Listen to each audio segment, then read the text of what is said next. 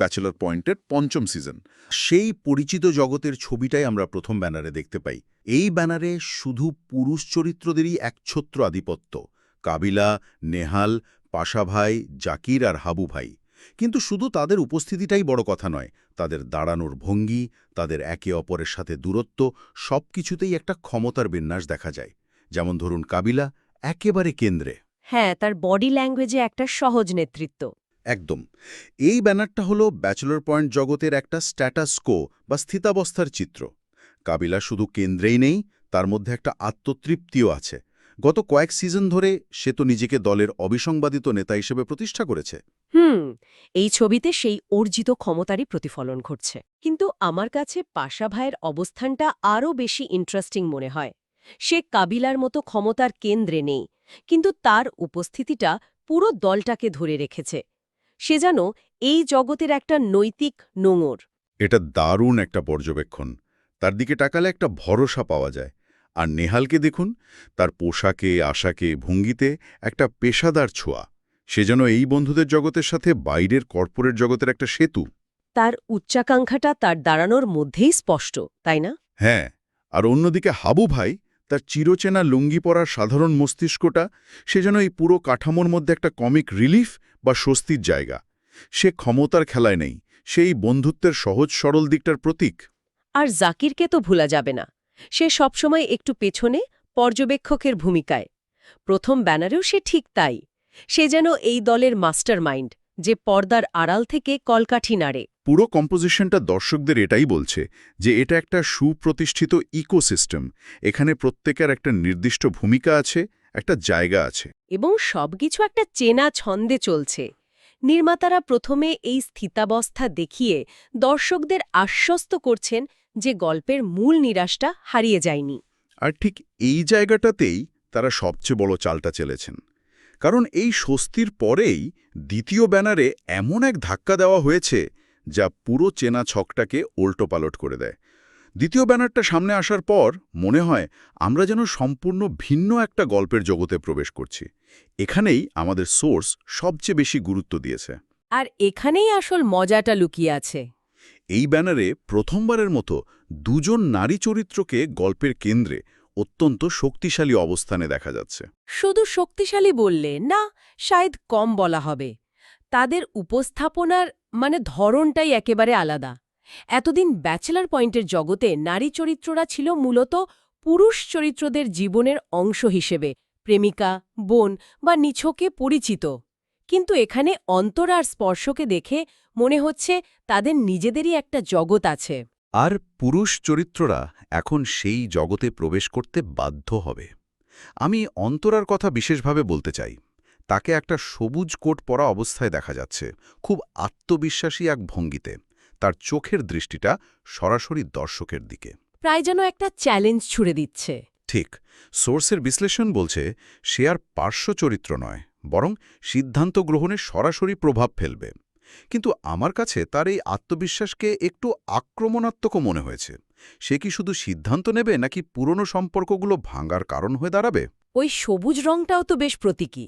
হ্যাঁ, সবুজ মানে যেমন বৃদ্ধি বা নতুন শুরু, তেমনি ঈর্ষাও বোঝাতে পারে। চমৎকার পয়েন্ট। এই রঙের ব্যবহারটা খুবই সচেতনভাবে করা হয়েছে বলে আমার ধারণা। অন্তরা যদি হয় উচ্চাকাঙ্ক্ষা আর সরাসরি সংঘাতের প্রতীক, তাহলে স্পর্শর চরিত্রটা আরও জটিল সংকেত দেয়। তাকে দেখুন, একটা কফি রঙের কোট পরে আছে। রংটা উষ্ণ কিন্তু গভীর। তার দাঁড়ানোর ভঙ্গিটা স্টাইলিশ, কিন্তু তার চোখের দৃষ্টিতে একটা রহস্য আছে। সোর্স ইঙ্গিত দিচ্ছে যে সে আবেগ, সম্পর্ক আর ক্ষমতার খেলায় একটা বড় ভূমিকা রাখবে। আমার ধারণা, অন্তরা যেখানে ক্ষমতার খেলাটা সরাসরি খেলবে, স্পর্শ হয়তো সম্পর্কের রসায়ন ব্যবহার করে পেছন থেকে চাল দেবে। সে হতে পারে এই নতুন সিজনের সবচেয়ে আনপ্রেডিক্টেবল চরিত্র। তার মানে নির্মাতারা শুধু দুজন নারী চরিত্র আনছেন না, তারা দুই ধরনের নারী শক্তিকে একে অপরের পরিপূরক বা প্রতিদ্বন্দ্বী হিসেবে উপস্থাপন করছেন।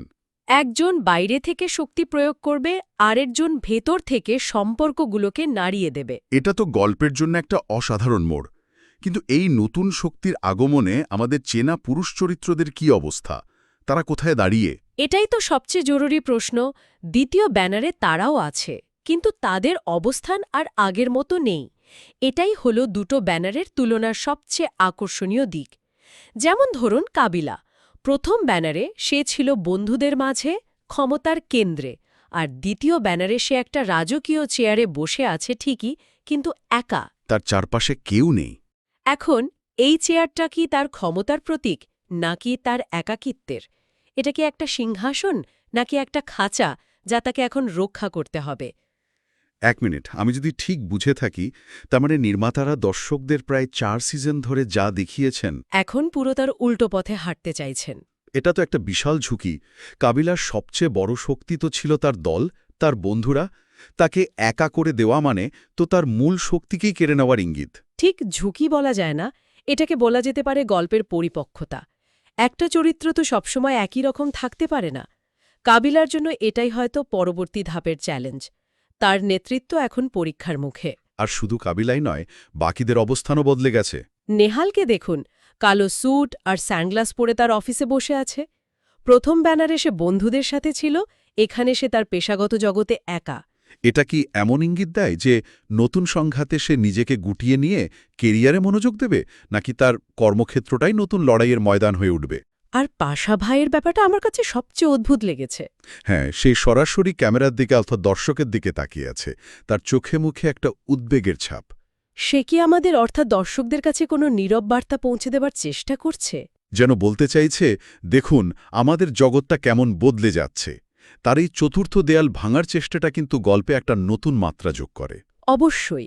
পাশা ভাই তো সবসময় দর্শকদের প্রতিনিধি হিসেবে কাজ করেছে। তার এই চাহনিটা হয়তো নির্মাতাদের একটা কৌশল, দর্শকদের আবেগগতভাবে গল্পের এই পরিবর্তনের সাথে জুড়ে রাখার জন্য। আর জাকির? আর জাকির, যে প্রথম ব্যানারে পেছনে থেকেও পরিকল্পনাকারী ছিল, দ্বিতীয় ব্যানারেও সে পেছনেই, কিন্তু এখন তার এই অবস্থানটা আরও বেশি রহস্যময়। সে কি তার বন্ধুদের রক্ষা করার জন্য পরিকল্পনা করছে, নাকি নতুন শক্তির সাথে হাত মিলিয়ে নিজের সুবিধার জন্য নতুন কোনো চাল চালছে? তার আনুগত্য এই সিজনে একটা বড় প্রশ্ন হয়ে দাঁড়াতে পারে। অবশ্যই। চ্যালেঞ্জ করার প্রস্তুতি। সোর্সের সিদ্ধান্তটা এখানে খুব পরিষ্কার। প্রথম ব্যানারটি ছিল এক কথায় ব্যাচেলারদের গল্প, তাদের জগৎ, তাদের নিয়ম। আর দ্বিতীয় ব্যানারটি একটা স্পষ্ট ঘোষণা দিচ্ছে যে গল্পের নতুন শক্তি, নতুন সংঘাত আর নতুন সমীকরণ প্রবেশ করেছে। এটাকে যদি আমরা আরেকটু বড় ছবির সাথে মেলাই, তাহলে দেখব এটা শুধু কয়েকটি নতুন চরিত্র যোগ করার বিষয় নয়, এটা গল্পের ক্ষমতার ভারসাম্যে একটি মৌলিক পরিবর্তন আনার ইঙ্গিত। নির্মাতারা খুব স্বাচ্ছন্দ্যভাবে দর্শকদের জানাচ্ছেন যে গল্পটি একটি পুরুষকেন্দ্রিক আখ্যান থেকে এমন একটি দিকে যাচ্ছে যেখানে ক্ষমতা নিয়ে সরাসরি সংঘাত হবে। এতদিন ধরে যে বন্ধুত্ব আর ভাই ব্রাদারহুড গল্পের কেন্দ্রে ছিল, এখন সেখানে প্রতিদ্বন্দ্বিতা আর কৌশল প্রবেশ করতে চলেছে। তবে আমার একটা ভিন্ন মত আছে। সোর্স এটাকে সরাসরি ক্ষমতার সংঘাত বলছে, কিন্তু আমি বলবো এটা আসলে বন্ধুত্বের পরীক্ষা। ইন্টারেস্টিং, একটু ব্যাখ্যা করবেন? দেখুন, ব্যাচেলর পয়েন্টের মূল শক্তি হল এই পুরুষ চরিত্রদের মধ্যকার রসায়ন, বন্ধুত্বটা। একদম। নির্মাতারা সেই ভিত্তিটা পুরোপুরি ভেঙে ফেলবেন বলে আমার মনে হয় না, কারণ তাতে মূল দর্শকই হয়তো বিচ্ছিন্ন হয়ে পড়বে। আমার ধারণা, অন্তরা এবং স্পর্শের চরিত্রগুলো বাইরের শক্তি হিসেবে এসে এই বন্ধুত্বের ভিতটাকে নাড়িয়ে দেবে। তাহলে প্রশ্নটা হবে, এই ঝড়ে তাদের বন্ধুত্ব টিকবে নাকি ভেঙে যাবে? ঠিক তাই। কাবিলা কি তার বন্ধুদের ধরে রাখতে পারবে, নাকি ক্ষমতা তাকে একা করে দেবে? নেহাল কি বন্ধুত্বের চেয়ে কেরিয়ারকে বড় করে দেখবে? এই প্রশ্নগুলোর উত্তরই হবে সিজন 5-এর মূল চালিকা শক্তি। অসাধারণ বিশ্লেষণ। তার মানে গল্পটা শুধু কে জিতবে তার মধ্যে সীমাবদ্ধ থাকছে না, বরং সম্পর্কগুলো কিভাবে বদলাবে সেটাই বড় হয়ে উঠছে। সোর্সটি একটি ভবিষ্যৎবাণীও করেছে।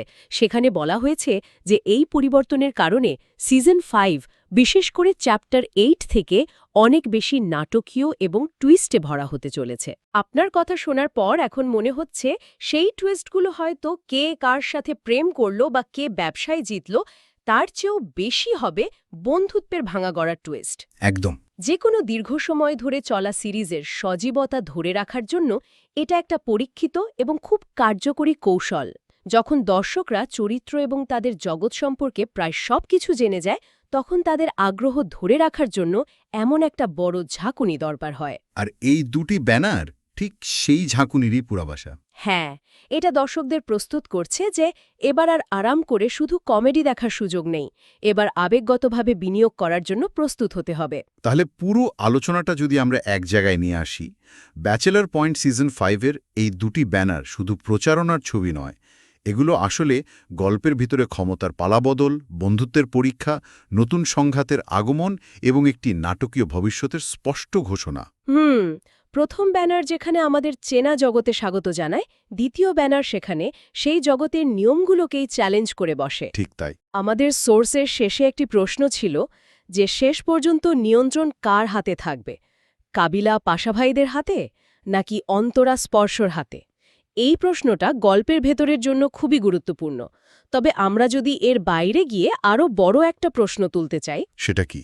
সেটা হলো গল্পের ভেতরে কে জিতবে বা হারবে, তার চেয়েও বড় বিষয় হলো এই পরিবর্তনটা কিসের ইঙ্গিত দেয়। আপনি কি ব্রডার মিডিয়া ট্রেন্ড বা গণমাধ্যমের বৃহত্তর প্রবণতার কথা বলছেন? হ্যাঁ, এই যে একটি পুরুষতান্ত্রিক প্রায় ব্রোম্যান্স নির্ভর জগৎ থেকে বেরিয়ে আরও জটিল, প্রতিদ্বন্দ্বিতাপূর্ণ এবং নারী পুরুষের সমানাধিকার ভিত্তিক গল্পের দিকে যাত্রা, এটা কি আমাদের সময়ের জনপ্রিয় গণমাধ্যমে গল্প বলার ধরনের কোনো বৃহত্তর পরিবর্তনের দিকে ইঙ্গিত করে? নির্মাতারা কি বুঝতে পারছেন যে দর্শকরা এখন আর সরল রৈখিক একপাক্ষিক গল্প দেখতে চায় না? একদম। তারা আরও স্তরবিশিষ্ট ধূসর চরিত্র দেখতে পছন্দ করে। শেষ পর্যন্ত প্রশ্নটা হয়তো এটা নয় যে নিয়ন্ত্রণ কার হাতে থাকবে। আসল প্রশ্ন হল, একটি পৃথিবী যা এতদিন এক ধরনের নিয়ম দ্বারা চলেছে, তাকে নতুন নিয়মের সাথে খাপ খাইয়ে নিতে পারবে? ব্যাচেলর পয়েন্ট কি পারবে তার চেনা জগৎ থেকে বেরিয়ে এসে নতুন সময়ের গল্প বলতে? এই পরিবর্তন কি বৃহত্তর দর্শক চাহিদারই প্রতিফলন? এটা ভেবে দেখার মতো একটি বিষয়।